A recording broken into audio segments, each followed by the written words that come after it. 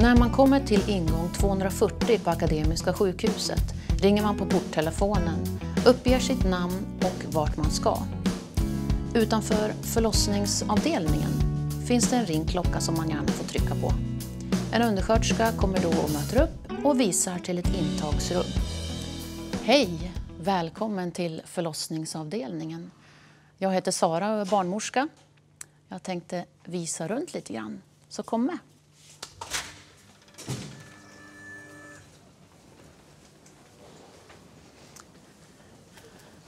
Vi går in på ett intagsrum. Här på intagsrummen så sker det diverse kontroller och undersökningar. Vi vill se din legitimation. Vi tar blodtryck, vikt, kanske en temp. Vi vill veta hur du mår och hur bebisen mår. När barnmorskan kommer så vill hon gärna känna på magen. När vi lyssnar på bebisens hjärtljud så kan vi använda oss av en sån här tratt som man sätter mot magen. Eller en sån här CTG-apparat. Den övre dosan mäter värkarna och den nedre mäter barnets hjärtslag. Och då kan vi få en uppfattning om hur barnet reagerar på värkarna. Förlossningsavdelningen fungerar också som en akutmottagning för gravida från vecka 22. Då man har graviditetsrelaterade problem som inte mödravården har möjlighet att svara på. Vi kan gå vidare till ett förlossningsrum. Vi har ett badkar här på avdelningen. Men i direkt anslutning till förlossningsrummen så har vi toalett och dusch. Så här ser ett förlossningsrum ut. På panelen här bakom sängen så finns det bland annat lustgas om man vill använda sig av det under förlossningen. Under den aktiva delen av förlossningen så är det bra om man rör på sig och byter position. Det kan man göra i sängen, ställa in den på olika sätt, använda benstöd om man vill. Man kan använda en pilatesboll och luta sig mot sängen. Vi har också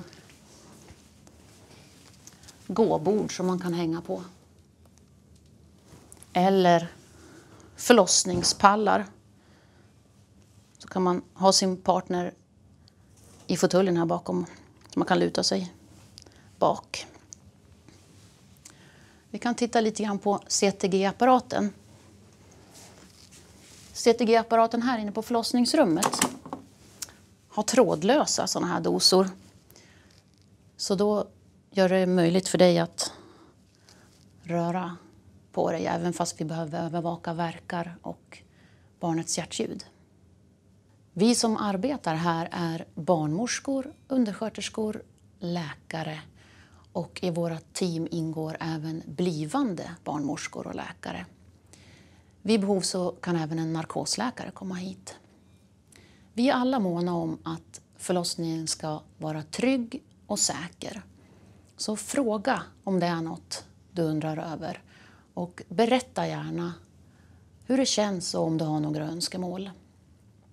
För din säkerhet och för att det är bra om det är lugn och ro kring förlossningen så får man ha med sig max 2 anhöriga hit till förlossningen.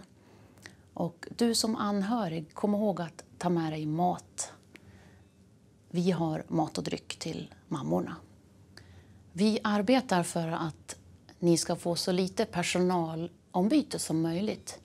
Men ibland kan det bli så att ni får träffa flera av oss. Vi försöker rapportera här inne på förlossningsrummet, så kallad bedside-rapportering. Och då har du möjlighet att höra vad vi rapporterar och så kan du lägga till och ändra om behov finns. När ett barn föds så brukar vi lägga barnet på mammans bröst. Hud mot hud är jättebra för amningen, för barnets blodsockerreglering, för dens temperatur och för välbefinnandet. Skulle barnet när det föds behöva hjälp med till exempel andningen, då har vi den utrustningen i ett rum alldeles utanför förlossningssalen. Så jag tänkte att vi kunde gå och titta på det också. Här inne är barnakutrummet. Det ser ut så här. Alldeles vägg i vägg med förlossningsavdelningen så finns neonatalavdelningen. Så skulle vi behöva hjälp av barnläkare eller neoteam så kan de vara snabbt på plats. Är allt väl efter förlossningen så kan den nya familjen åka hem efter ungefär 6 timmar tidigast. BB på väg kommer då att ringa till er dagen efter och boka in återbesök och eventuella hembesök. Ibland kan mamma och barn behöva vårdas ett par dagar här på sjukhuset. En sista sak också. Innan du kommer hit så får du gärna ringa till oss på 611 57 27. Då kommer du få prata med en barnmorska som öppnar din journal, ställer lite frågor och försöker få en bild av vad du behöver just nu. Om du behöver komma in till förlossningen eller om det går bra att stanna hemma ett tag till. Vi ses och hörs. Välkommen hit!